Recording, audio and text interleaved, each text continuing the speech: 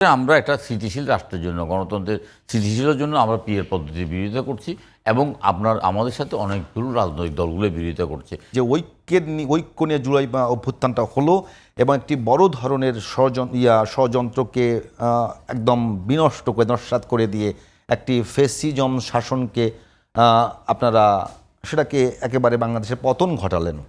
এরপরে সবচেয়ে গুরুত্বপূর্ণ বিষয় যে রাজনৈতিক দলগুলোর মধ্যে যে ঐক্য থাকবার কথা ছিল সেই জায়গায় বড় ধরনের একটা ব্যত্যয় দেখা যাচ্ছে।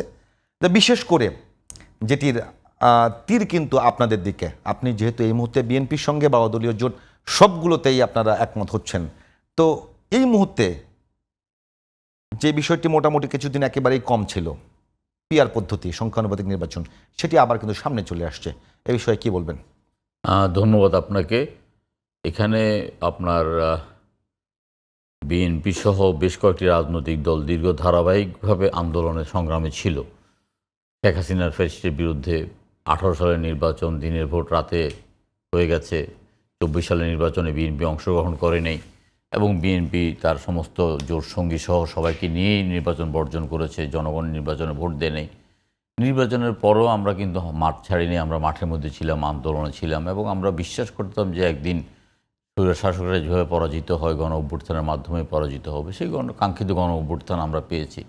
গণ অভ্যুত্থানে কখনো দিন তারিখ বিষয় সময় ক্ষণ ইত্যাদি নিয়ে হয় না, সেভাবে গণ অভ্যুত্থানের একটা লগ্ন সৃষ্টি হয়েছে। সেই লগ্নকে আমরা কাজে লাগিয়ে সরকারকে বিতাড়িত করেছি।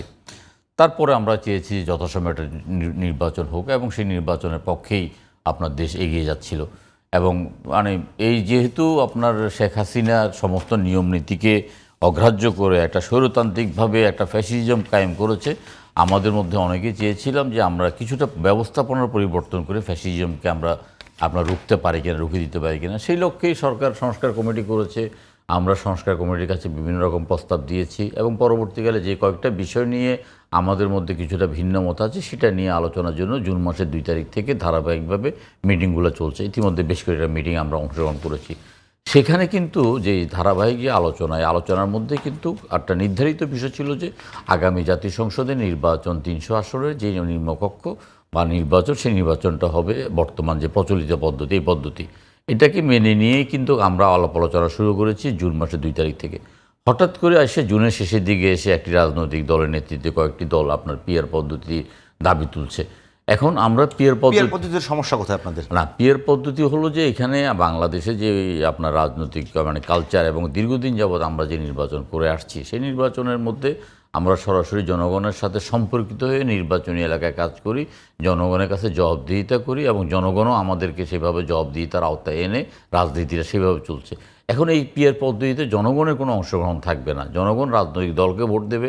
রাজনৈতিক দল সারা বাংলাদেশে মিলে কোনো আসনে 300 ভোট পাবে, কোনো আসনে 3000 ভোট পাবে, কোনো আসনে 200 ভোট পাবে। এর মধ্যে দিয়ে যদি কারো ভাগ্যে 1% জোটে, কারো ভাগ্যে 2% জোটে, তারা সংসদে অংশগ্রহণ করতে পারবে। পিআর পদ্ধতির সবচেয়ে বড় হলো যে পিআর পদ্ধতি বিভিন্ন দেশে যে প্রচলিত আছে, সেখানে শত বছরের গণতন্ত্রের ইতিহাস আছে, শতভাগ শিক্ষিত লোক আছে। বিশ্বে মোটামুটি 97টি দেশে এটা বিভিন্নভাবে চর্চিত হচ্ছে। না, আমি তো বলছি বিভিন্নভাবে চর্চিত। কোথাও একটা জেলাতে যে দল ভোট পাবে সেই দল সমস্ত আসনগুলো সেই দল পাবে ইত্যাদি বিভিন্ন রকমের ভোট গণনার পদ্ধতিও বিভিন্নভাবে আছে। আমরা হঠাৎ করে নির্বাচনে একদম ডিসেম্বরের নির্বাচনে চূড়ান্তভাবে আমরা প্রত্যেকটা রাজনৈতিক দল কিন্তু জুনের 2 তারিখে নির্বাচন চেয়েছে, 31টি রাজনৈতিক দল ডিসেম্বরের নির্বাচন, এবং ডিসেম্বরের নির্বাচনকে সামনে রেখে তখন কিন্তু পিআর পদ্ধতি হয়নি। এখন এটা একটা চক্রান্ত এবং ষড়যন্ত্রমূলক। প্রথম কথা হলো পিআর পদ্ধতিতে সরকারের কোনো স্থিতিশীলতা থাকে না। বর্তমান অবস্থানে অনেকগুলো আমাদের বিভক্ত রাজনৈতিক দলের মধ্যে পিআর পদ্ধতিতে আমরা কোনো সুফল আনতে পারবো না। সরকার সকাল বিকাল পরিবর্তন হবে এবং সরকার কার্যকর কোনোভাবে দেশ চালাতে পারবে না। সরকার এটা কীরকম একটু ব্যাখ্যা করবেন যে পিআর পদ্ধতিতে নির্বাচন হলে সরকার স্থিতিশীল হবে না? না, ধরেন অন্যদিকে হইতে পারে সেলিম ভাই, যে সরকার বেশি জবাবদিহি হবে না। সরকার তো জবাবদিহি হওয়ার কোনো সুযোগ নেই। এখানে তো সরকার তো অন্যান্য দলের কাছে জিম্মি হয়ে যাবে। বাংলাদেশে অতীতে যে কোনো নির্বাচনে যে কোনো রাজনৈতিক দল সর্বোচ্চ আসন পেয়ে আপনার ভোট পেলে 40% ভোট পেয়েছে। ধরে নিলাম 40% ভোট পেয়েছে, এই 40%-এর উপরে কোনো ভোট পায়নি। বিএনপির অবস্থান ধরেন এখন 40% ভোট। বিএনপি পিআর পদ্ধতিতে ভোট পাইলে 120টা আসন পাবে। 120টা আসন পাওয়ার পরে পরবর্তী সরকার পরিচালনার জন্য ছোট ছোট যে রাজনৈতিক দলগুলোর উপর নির্ভর করতে হবে, সেখানে তো সরকারকে হাত পাত বেঁধে দেওয়া হবে। তো বিএনপি তো জাতীয় সরকারের ঘোষণা করছেই। না, জাতীয় সরকার এক জিনিস, জাতীয় সরকার হলো যে নির্বাচিত মানে আপনারা হয়ে যাওয়ার ওই পরে। কাউকে নিতে চান অনুকম্পা করে? না, আমি অনুকম্পার কথা বলি না। সাংবিধানিক বাধ্যবাধকতার মধ্যে না। না, সাংবিধানিক বাধ্যবাধকতা, জাতীয় সরকার তো পিয়ার পদ্ধতিতে জাতীয় সরকার হবে, এই কথা তো নির্বাচনে বিএনপি কখনোই বলে নাই। বিএনপি বলেছে যে বিএনপি আমরা যেহেতু টার্গেট আছে এবং আপনাদের যেহেতু টার্গেট আছে, আপনারা জাতীয় সরকার করবেন হ্যাঁ। এবং আপনারা কালারফুল সরকার করতে ঘোষণা দিয়েছেন। জি, তো সেখানে যদি একবারে সাংবিধানিক বাধ্যবাধকতার মধ্য দিয়ে পিয়ার পদ্ধতির মধ্য দিয়েই হ্যাঁ।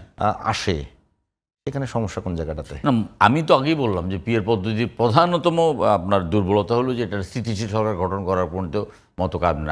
আপনি জাতীয় সরকার করলেন আপনি সংখ্যালঘিষ্ঠ হিসাবে, সেই সময় তো আপনার এই জাতীয় সরকারটা তো সকাল বিকাল পরিবর্তন হবে। ভারতে অতীতে আমরা দেখেছি যে সংখ্যালঘিষ্ঠদের সরকার, যারা সংখ্যাগরিষ্ঠের উপর নির্ভর করে সরকার গঠন করেছে, দেবেগৌড়ার সরকার পতন হয়েছে, চন্দ্রশেখরের শেখরের সরকার পতন হয়েছে, আপনার ওই যে চৌধুরী চরণ সিংয়ের সরকার পতন হয়েছে। ভারতের মতো গণতান্ত্রিক দেশে যখন এই পদ্ধতি, ঠিক ওই পদ্ধতি নিয়ে না, যখন আপনার অন্য শরিকদের উপর নির্ভর করে রাষ্ট্র পরিচালনা করতে গেছে, তখন কিন্তু তাদের আপনার পতন হয়েছে। তো সেই ক্ষেত্রে আমরা একটা স্থিতিশীল রাষ্ট্রের জন্য, গণতন্ত্রের স্থিতিশীলের জন্য আমরা পিয়ার পদ্ধতির বিরোধিতা করছি এবং আমাদের সাথে অনেকগুলো রাজনৈতিক দলগুলো বিরোধিতা করছে।